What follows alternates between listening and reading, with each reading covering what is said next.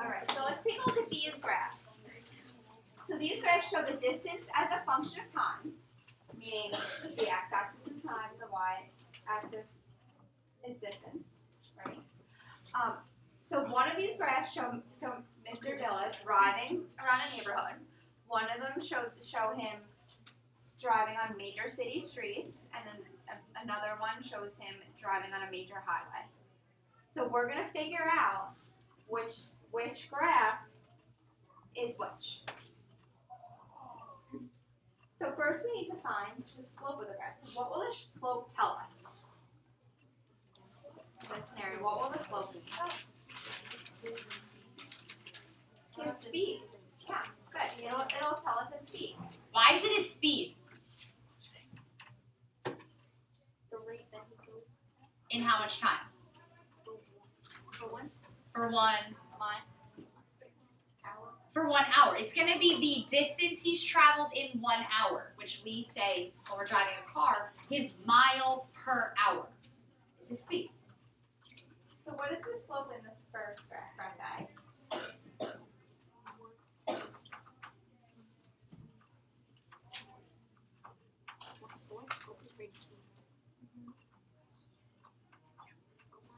Oh. 30. How'd you get 30? Because slope is the, I want to say unit rate It's not always the unit rate. It's a rate. of change. Yeah, it's like the rate of change. So how do we know 30? That's how much he's going for one. Yeah, for 1 hour, he's going 30 miles. So what's our slope in the second graph? Graph B. 40. And in graph C? 60. So what does the slope mean? So then in the first graph, what does that mean? The 30. We just kind of said it. What does the 30 represent in the first graph?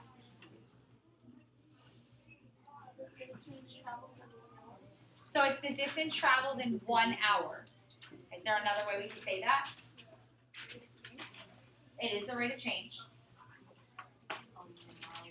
Miles per hour. So he drove 30 miles per hour. So then what do we know about the second graph? Graph B. Go ahead. Rose. He drove 40 miles per hour. 40 miles per hour. And then what was his speed in graph C? He drove 60 miles. 60 miles per hour. So which graph has the least steep slope and which graph has the steepest slope? What is steep mean again? The steepness of the line. Like it goes like into the class. Graph A has the least steep, You're asking for the steepest or the least? the least steep. Graph C? Okay, so then graph A has the least steepness. The least steepness. How do we know? Well, we can kind of see it, right? You can see that one's it's going a little flatter, Yeah, right, I see. than the other ones. How can we know using what we just found? How do we know? Alright. Compare graph A. Which one's the steepest? Okay, so compare graph A's speed and graph C's speed. How do you know that graph C has to be steeper? Oh. Say that again. This is going faster. Okay, and how do you know he's going faster? It's a higher rate of change. Because over time, what's he traveling? He's traveling, 60 miles. right, so every hour, he's actually traveling farther in the same amount of time that graph A is. Good observation. Okay, so in your groups, I want you to explain which graph you think he's driving in a neighborhood, which graph you think he's driving on a highway, and which graph you think he's driving in city streets. Think about like the speed limits. Take like a minute. Don't take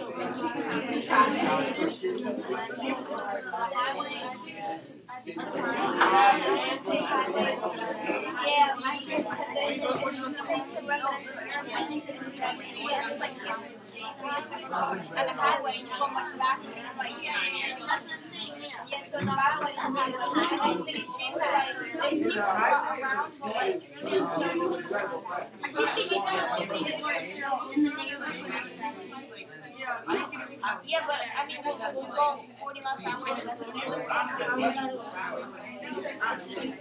Exactly. So if you like short of a highway, so like it's not fast.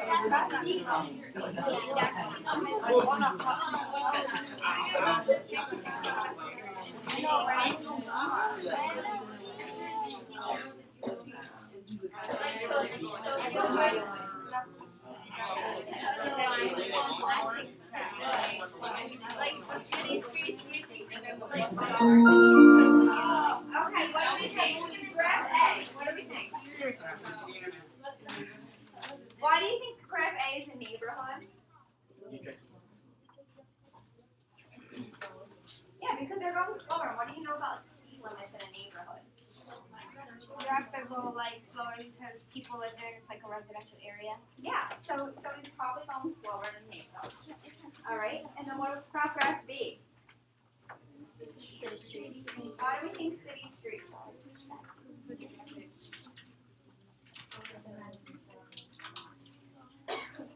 Why do we think city streets for graph B? How's the speed limit on like Route 88 different than the speed limit on like the little side streets? Ocean Avenue. Graph A, for the neighborhood, it's usually like 25. Okay. And what is it on like Route 88 or even like New Hampshire? 55. Maybe 45. 45. Like 45. And then what is it on like the Garden State Parkway? Like 65. 80. Like 65. 65. 55. I don't know who's not 100, but Yeah, please don't drive 100 on the My Garden dad State goes to Parkway. 100. He got like 17. All right. Good. Good observations. Let's move on. There's always little kids in the street. Okay, so this graph is different than anything we've seen really before. This graph represents Mr. Dilla's drive to work. So he leaves his house and he gets to work. What's different about this graph than we've seen in all the graphs that we worked with until now? It's not linear. It's not linear. Okay, good observation. It goes like everywhere. Like it's not something like some things we've seen like they're either linear and non-linear, just like either like it just goes that way. Some sections of it are linear, but not all of them. What if I said I want to see how I want to see this point right here. I want to know exactly how much time has passed and how far away he is from his house. Can I tell? What's missing on this graph that we normally put on all of our graphs? Which numbers specifically? The numbers on the x-axis, the numbers on the y-axis. So this is called a qualitative graph. I would write this down. Write that down. Qualitative graph, it describes a function visually and not with exact numbers. Qualitative. So the coordinates don't matter. We're not going to say that there's an x value here and a y value here. It's more big picture. Like you should be able, what we will be able to, explain Mr. Dilla's drive just based on looking at that. So like yesterday I said it's going to be really different than what we've done. This is quite different. So what this graph is, it has the three graphs that we used on the previous slide, graph A, graph B, and graph C, and they put it all together. Right, so it's the same slopes that we used. So in graph A, we had the slope of 30 miles per hour, right? So that's that slope. Well, what's in between here? Like, what do you think this is?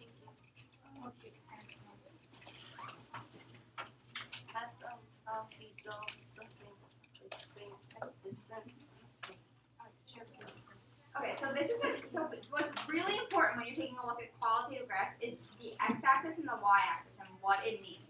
So this x-axis is telling us that it's the time, and the y-axis is telling us it's the distance. So for graph A, where do you think he is here? For the first part, this first line, A. was he? Where did he start Where was at? he driving? Yeah, so he started maybe at his house, and then he drove through a neighborhood. And then what about for B? What happens here?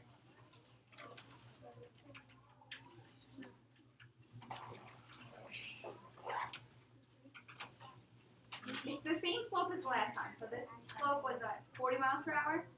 So where do you think he is there? Yeah, so maybe he's on the city streets now. And you can see the steepness of the line. This line's a little bit steeper than this line. So you could see, without knowing, because there's no numbers here, so we don't know that slope is 30 and that this slope is 40. But we can see the steepness of the line that this one, he's probably going a little bit faster. Because if you look at the time and the distance, he's going in a shorter amount of time a longer distance, right? And then what about C? What about part C? Where is he there? Yeah, so he's on the highways. You can see the steepness again. We don't know, even though we just figured it out that that's the slope of that line is 60. Looking at this, we don't know that, but we can tell that the steepness is a little bit steeper. So what do you think is happening right here? Here between A and B, we have a little horizontal line. What do you think is happening there? Stopping. Why do you think he's stopping? What, okay, so maybe he had a red light. Good. How do you know that he's stopping? But what does that mean on the graph? He's not increasing distance and he's there for a while. So the distance changing during that horizontal segment? The distance isn't, but what is still changing? Time. So time is still passing, but he's not moving. So if you're in a car, what's your option? If time is passing and you're not going anywhere, what probably happened? Probably a red light. And there's another little section. So there's another little horizontal section here. What do you think happened there? Yeah, maybe he stopped for a coffee. You know. So when the time, if you notice on these qualitative graphs, when the time keeps going because time doesn't stop ever, right? You can't stop time. So the time keeps going, but if the distance is not continuing, then it's just going to be a horizontal line like that. So how can you put this whole thing together? Explain the scenario for Mr. Dillon. He's going to work. What happened? So we got his house right here. What happened from there? Create a quick little story that matches that graph. Go ahead. All right, listen, because this is where it all pulls together. Like he's coming out of his neighborhood. Okay, he's driving out of his neighborhood. Then it starts like in the city, like he starts going. But what happened before? Yeah, there's like a red light. Okay, so he's driving through his neighborhood and got to a red light. Right, light turned green. You go He's going where now? to the city.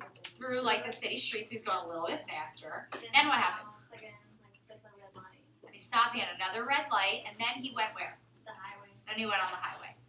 So notice you could actually make a story or a scenario out of that. We don't need to know what the exact x coordinates are. We don't need to know what the y coordinates are. That's not what qualitative is about. Okay, so quantitative graphs are what we have been using. If you take a look, think about qualitative, quality. And then quantitative, you want to think about quantity, like the numbers. Okay, that's how you can kind of easily remember the difference. So quantity, meaning like the numbers, the measurement, the height, you can find exact numbers in a quantitative graph. Whereas a qualitative graph, you can't find exactly how fast he was and how far away from his house he was at a certain point. But you can just see his movement, where he was, how close he was to his house, maybe where he stopped along the way. All right, so that deals with more like descriptions, and this is more numbers and data. Okay, this is what we've dealt with, the quantitative, up until now. Today we're going to be talking about the qualitative. Have you ever heard this saying, it's about quality, not quantity? Have teachers ever used that? Quality over quantity. That means like the quality of the work is more important than how much work you would do. That's a common saying, quality versus quantity or quality over quantity. Wait. We can give you all the definitions. We can give you that later. Alright, so now we're going to take a look at this Don't worry graph. about the definition. So this graph shows the number of students that are in a school cafeteria between 11 a.m. and 1 p.m. So make sure you're taking a look at the x-axis is the time, and then the y-axis is the number of students in the cafeteria. That's the first thing you want to look at when you're looking at these graphs. So what do you think is happening here? Take a look. What do you think is happening? We have time, and we have the number of students. What's happening here? Between 11 and 1 in the cafeteria.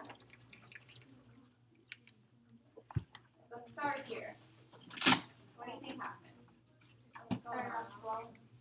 So what does that mean? Like starting slow. What do you mean? I mean, like maybe some people are still like getting breakfast. It's not too full.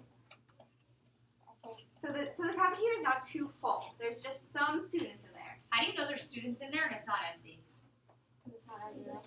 Because it's not at zero. Good. Because that y-axis is at zero. So there are kids in the cafeteria. So there's some students. Then what's happening? What's going on right here? Yeah, more. It's like lunchtime. More and more students are coming into the cafeteria. So then around like noon, what's going on? What do you think happened at the school?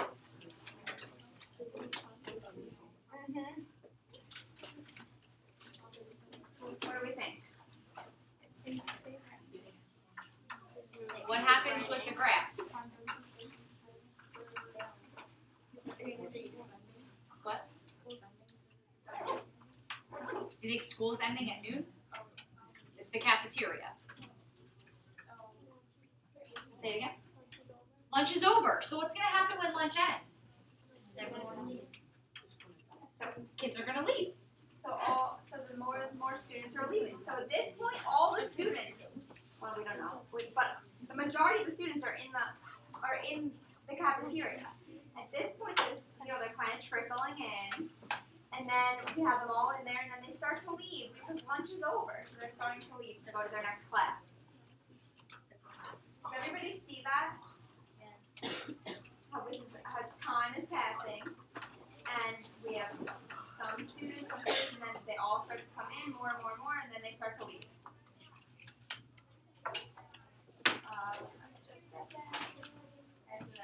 So the number of students in the cafeteria is gradually building until noon. But do we know exactly how many students were in there? No. Do we need to know exactly how many students were in there? No. This graph is just showing us the majority of how many students how the movement is in the cafeteria. Right? So we know between 12 and 1, the students in the cafeteria decrease gradually. So can you think about the posters you made yesterday? Can you think of any scenarios, like real world scenarios that you guys deal with every day, that we can make into qualitative graphs?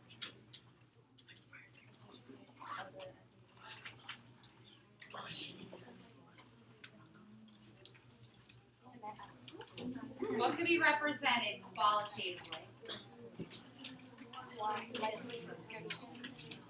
Who has an idea? What do you think? Okay, traffic. Well, explain how. What could we compare? It's like, so like Compare traffic.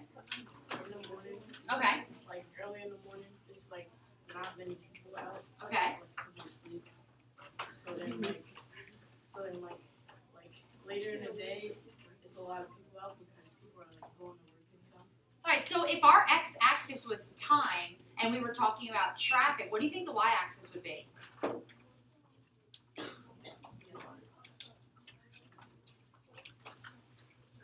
Maybe the number of cars on the road? So early in the morning it would be low, and then there might be spikes in the day. When do you think there's the most cars on the road? When school ends, and when else? Like when people get out of work, maybe around 5 o'clock, maybe when people are driving to work around like 8 o'clock. That's a good example. Maybe a township wants to figure out traffic patterns. Maybe they're considering changing some things and they need more police patrol. And maybe they're going to look at something like that to figure out when there's more traffic on the roads. Very realistic scenario. What else? Like how many messages you get in like certain hours. Okay. Maybe text messages over a certain number of hours. Sure. Internet, there's a big, like on the internet, they definitely track a lot of data, like the number of people on a site at a certain time. You'll see that graphed qualitatively. Like certain sites spike at certain times of the night and then they die down. And it also depends on where in the country or in the world you are. Good. Okay, so now in your groups, I want you to take a look at this. This graph represents a ball's distance from the ground and compared to time. So talk about, we'll give you like a minute or two. What is happening in this graph? What do you think is happening? So take 1 minute and attach a scenario to that qualitative graph. 1 minute.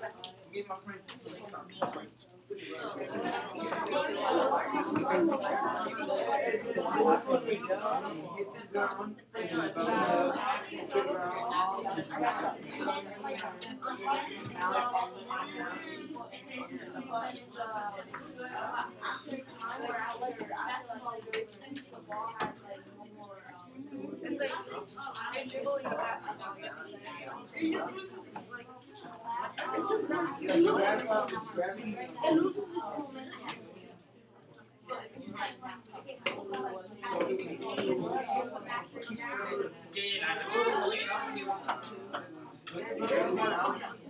The higher the basketball, the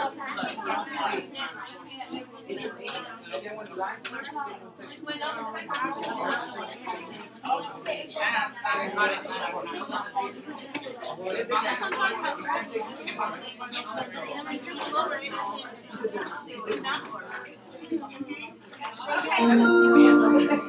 So what do we think? What do we think happened? Where did the ball start? on the ground somewhere. Not in the air. Yeah, maybe it was in someone's hand. Maybe they were like this. Okay. We know it wasn't where. We know it wasn't on the ground. How do we know? Yeah, it starts, the distance from the ground doesn't start at 0. We don't know exactly where it started, but we know it's not on the ground. And then what do you think happened from there? How do you know that it wasn't just on a table pushed off the edge? Almost like thinking about it like volleyball. Like it goes down and like somebody goes fixing. Okay, but how do we know that like no one just like pushed the ball off the table? It went up, it didn't just go down. It goes up first, so what happened? How? Why would a ball go up? Somebody Through it? okay, maybe someone threw it. They threw it up a little bit. Then what happened? So it went up, and then what happened? Alright, so it went down, where did it go to? The ground. Yeah, and then it hit the ground. It hit the ground. How do we know it hit the ground? How do we know the ball hit the ground there? Because then it went down to 0. 0, yeah. So the distance from the ground went down to 0 at this point. Alright, so then what do you think happened then? They bounced it again. Oh, so then it bounced. When it hit the ground, it bounced. How did it bounce? So explain that, because some groups said that somebody bounced it again, and then some are saying that the ball is just bouncing. Think about science class. What's the difference? Do you think anybody touched the ball? Why? Is it gravity? What happened the second bounce? How much? How much did it go? Go. It's like you're So how do we know that it wasn't a person who bounced it? I say it. Yeah, Gene. It was lower than the first. Because it was was lower, if I was bouncing a basketball, right, like, it's gonna still come back up to my hand, right, every time I bounce it. But if I just let the ball go, it's gonna bounce and then come maybe up here, and then bounce, and because gravity. That's a different scenario. So that doesn't really represent someone bouncing it, because that would be like the similar height. The fact that the height changes would signal something else. Good catch. Alright, so then I'll back down and bounce again, and we'll back up a little bit and bounce again. How do we know? What do we think? Do you think the ball is being bounced like, maybe did I bounce it? Maybe Mrs. C over there? Is it? Did she bounce it to me, or did she just drop I it? just drop it and it just went right here? You probably just dropped it. Do we know? Alexis, what'd you say? Hold on. Don't say it. What'd you say? Feel like he threw it. Do we know for sure? Is there a chance that she could have just dropped it? Yes. Why aren't we sure? Look at the graph. Why are we not sure?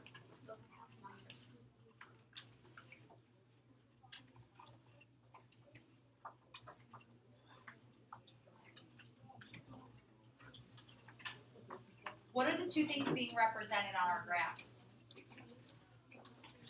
Time and ball. The time that's passing and the ball's distance from the ground. So why do I not know if Miss K threw it to me or if she just dropped it in her hand? Because it could either be how long it took for the ball to get from her to you, or how long it took for the ball to stop bouncing. Right, all we're comparing is the time to the distance from the ground. We're not looking at the path that the ball followed. That's not on the graph, so we don't know for sure. So that's why you really have to pay attention to what the x-axis and what the y-axis say, because this x-axis, it isn't distance, it's time. So because even though it looks like this might be the path of the ball, it's not. It's just the time. So we know maybe at like 1 second, this is where the ball is. At 2 seconds, this is where the ball is. It's not showing us the path of the ball. What happened at the end? Where's the ball?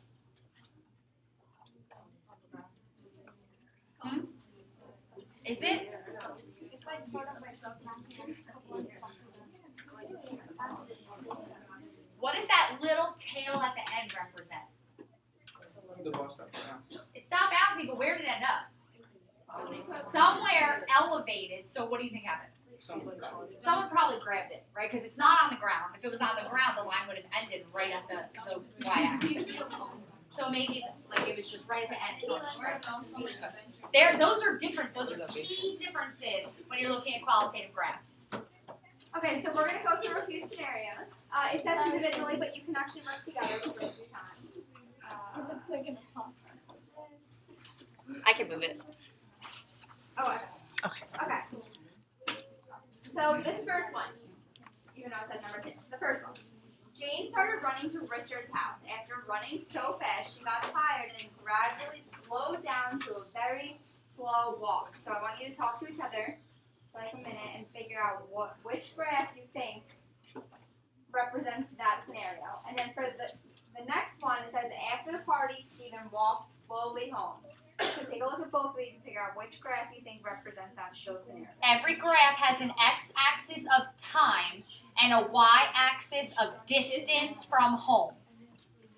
So I know you can't really see that, but they're all time and distance from home. So with your groups, try to figure out which is which. Okay, so she started walking. Like, I don't know. She started running. Oh, she started running to his house. Like, she started off fast. Which would be like. So she still don't stop. She started off fast. She is running.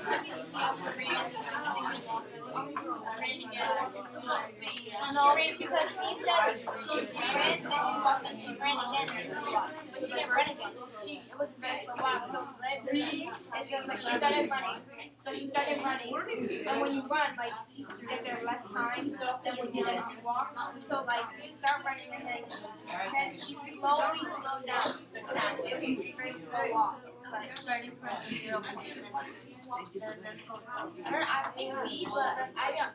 Then she got tired and the period so long. He doesn't represent that, but because she didn't stop. Oh, she didn't stop. You're right. She just kept going, but very slow. Can we just focus on this? I don't know. I want to go No. Very slow.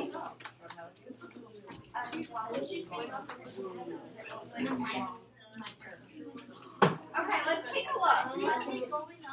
Let's take a look at this first scenario. Jane started running to Richard's house. After running so fast, she got tired and then gradually slowed down to a very slow walk. Which graph do we think? What do we think represents that? Z. What do you say, C or D? Z. D. Why do we think D? What do we think? What does this mean? What does this little point right here mean? Where was she? So where did she start? At her house. How do we know it's her house? The distance from home. Good. So she started at her house, and then what happened? How do we know she's running? How do we know she's running right there?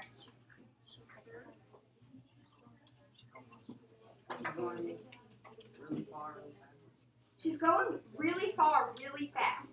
Good. If you notice, the line right there is really steep, right? So we know that the time passing and the distance, she's going really, really far in a short amount of time. And then what happens? Yeah, go ahead. Just like kind of slowly, gradually graduate. So what's going on with this line? Kind of just slowly increasing. It's slowly increasing. Good. So it's not completely horizontal, but it's very slowly increasing. So what is she doing there? So what is she doing right there? She's walking. Yeah, she's walking really slowly because she's tired. So it was. What would C look like? I want to take a look. Yeah, let's look at C. Let's make up a scenario for C here. She's running, and then she stops, and then she runs really fast, and then stops. And then she stopped. Okay, so she started at home, and maybe she was like walking or speed walking here. Why do we know that? What? Not so steep. Yeah, it's not very steep, so we know that maybe like it took her a few minutes to get that far. And then how do we know she stopped? How did Jayla know she stopped right there?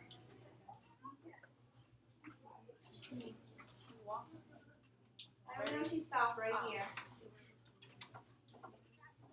What's happening in that horizontal segment?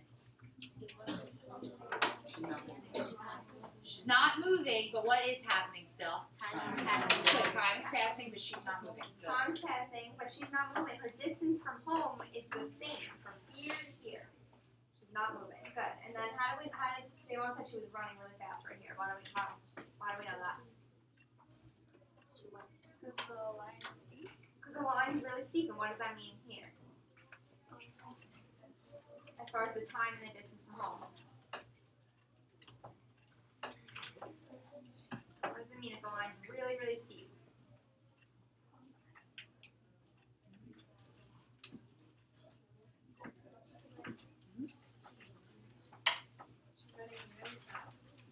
Yeah, she's running really fast because she went really far from home in a short amount of time.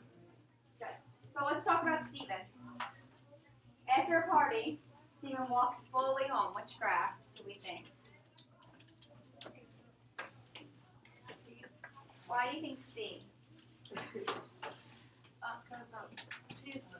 Because Steven's at the party, so he's like far away from home, which is why it starts at the top. Yeah, so it starts at the top because he's far away from home where he starts. Good, and then what happens? The starts walking home, which is like the x-axis. So he continues to walk home at the same pace. Right? So it's a constant rate here. He's continuing to walk home slowly. Did he stop anywhere on the way home? No? No. He didn't. It doesn't say he stopped anywhere, so he walks slowly home at the same pace. So let's take a look at this for Stephen. What do you think happened here? Think of a scenario that would match that graph. Any scenario. B.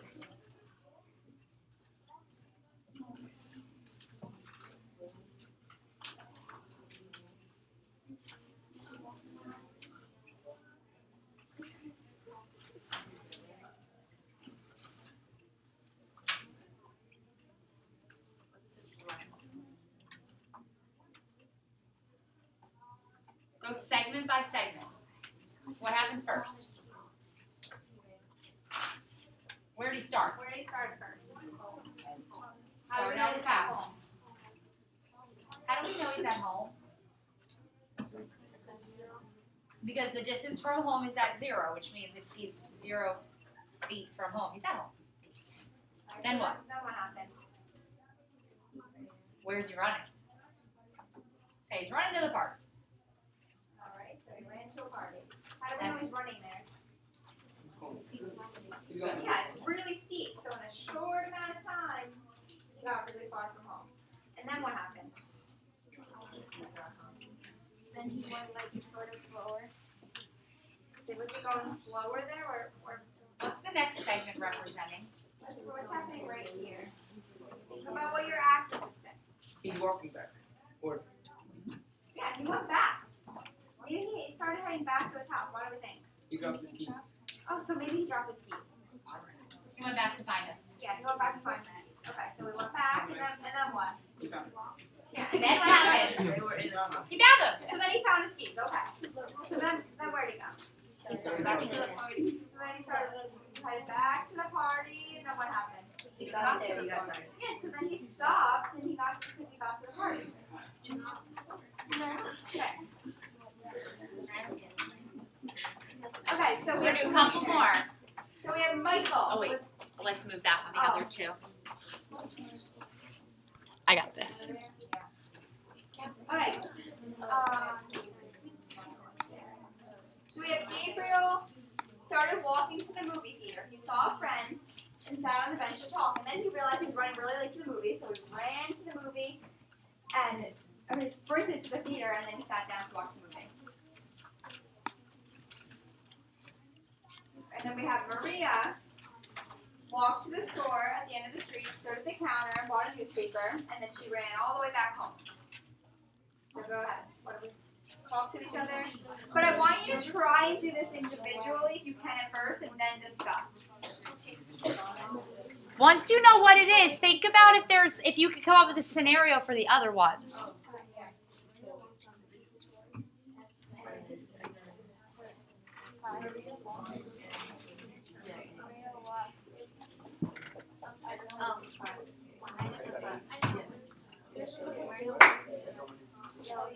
What? Number 4 is on the spot. We start on the floor of the walk to the store at the end of the street. Walk at the counter. So she walked to the store. Stood at the counter. Bought a newspaper. I don't know if he did. Look at the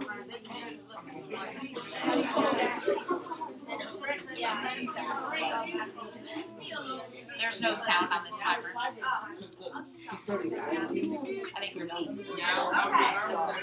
So let's take a look. What do we think? Which graph do we think represents Gabriel? A. Why do you think A? Because at first, like the line, like it shows that it's like walking because the line is not that steep. Okay. And then he stops to talk to a friend. Okay. And then he starts running because he realizes that he's late. And then he gets to the movie theater. And he sits down. How do we know he's sitting down there? He's not. Yeah, he's not moving. He stopped moving. How do we know he stopped moving? He's there for time. What's happening with his distance from home? It's staying the same. Good. It's not getting farther or closer. But the time continues.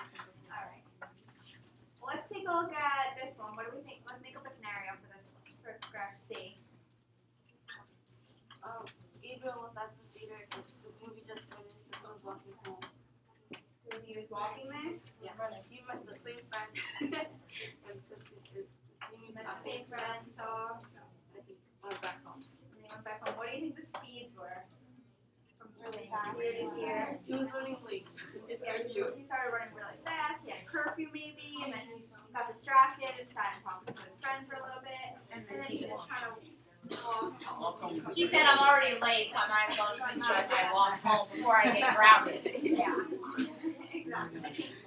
Okay, so Maria walked to the store at the end of the street. She stood at the counter and bought a newspaper, and then she ran all the way back home with one. B. All right, why do you think B is? Walk me through this. Yeah, she's walking, so it's not the. Where is she? Home. She's at home. Okay. And then what? She's walking. All right, so then she's walking. And then what? Then she's there at the newspaper. And she's She buys the newspaper. all right. So her distance from home is The same. the same. She stopped, bought a newspaper, and then what? She ran back. And then ran back home. Shirley thinks there's a chance she didn't buy the newspaper, and that's why she's running home.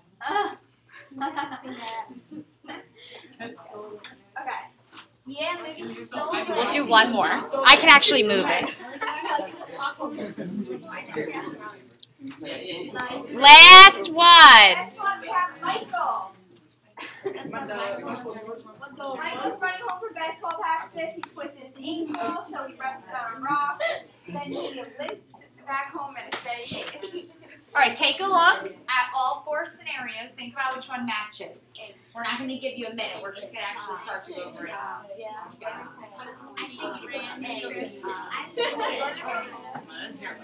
Poor Michael. Okay, what do you think? I think it's A. Why do you think it's A? Because he was at basketball practice, so it's like started up there.